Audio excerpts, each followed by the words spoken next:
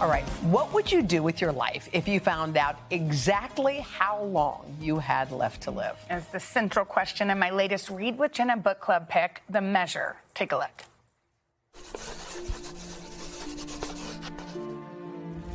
What started like any ordinary day quickly took a turn. Billions of people around the planet wake up to find a small wooden box on their doorstep with the cryptic inscription on the lid and a single string claiming to indicate the length of one's life. The world in chaos. Where did these boxes come from? Is there truth to what the strings mean? From suburban doorsteps to desert tents, every person on the continent is faced with the same decision: what to do with their life now that they know when it will end. I know. I can't. The Measure is the New York Times best-selling debut by author Nikki Erlick. And let's just say hello to some of our book club members who have joined us, and we're going to get to their questions in just a bit. But Nikki, first of all, I hope you liked that little trailer we put together. That was crazy. I've never seen anything like that. My book brought to life. Oh, we're so happy to meet you in person. And I loved this book because it made me think about what life is, how it's meant to be lived. How did you come up with it? You wrote it during the pandemic?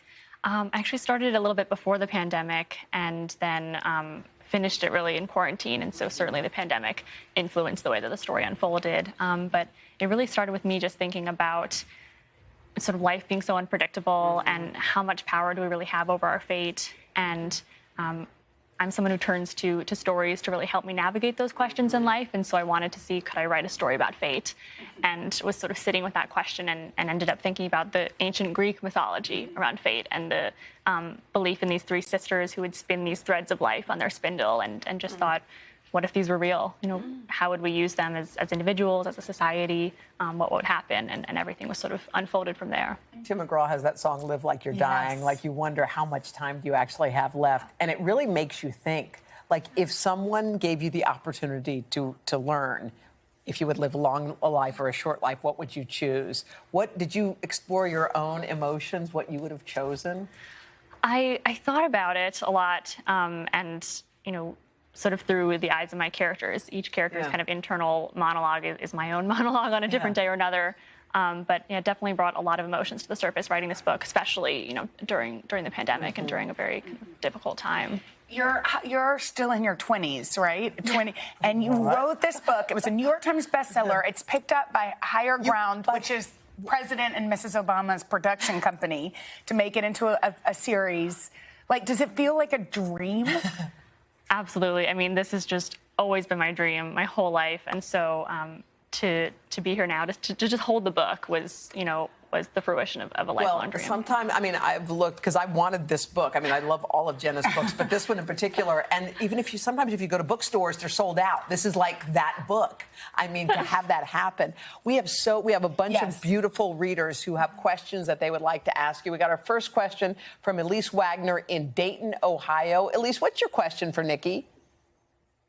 Yeah, hi, everybody. So, Nikki, this is a question for you, but I'd also like to hear Hoda and Jenna answer this, too. And it's, would you open your own box? Wow. What, Nikki, would you open the box? I can tell it's a little hot potato for Nikki. This is her book. I think right now I would not open the box, but I know that we change so much in life, so I'm very open to the fact that I could change my answer later. Yeah. And I think I wouldn't either. I feel like life is also meant to be sort of lived like you're dying, you know, to know that it could happen any day. But I don't know that if I would want to know if it's happening tomorrow. Yeah, I feel the exact same way. I definitely, without question, would not go near the box. I'm like, we have one here, by the way. I hope, is there a string? Don't look. Maybe there's one inside. Oh, no. There's nothing in there? No, okay, nothing. Good. Yeah, I definitely would not. Would not. Okay, our next question comes from Jocelyn Kelly in Marblehead, Maine. Jocelyn, what's your question for Nikki? My question is, first of all, this book really stuck with me. And so my question to you is, what was the message that you hoped readers would take away with them when they finished the book? Yeah, I think, I hope there's this message that we can all measure our lives in our own way, and we can all find meaning and happiness and fulfillment in the way that feels right to us, you know, because we are all so different. But despite these differences, everyone's life has equal impact and value and purpose. And for me, I love reading. I love reading because it's an adventure in empathy. And, you know, as soon as you open up a book, you're empathizing with these characters you've never met before. And so if my book can just add you know, a little bit more empathy into a world that needs it, then I think that would be enough for me. An adventure in empathy. Yes, well, it has, and it does. And let's say hi to your mom and sister, too. Hi.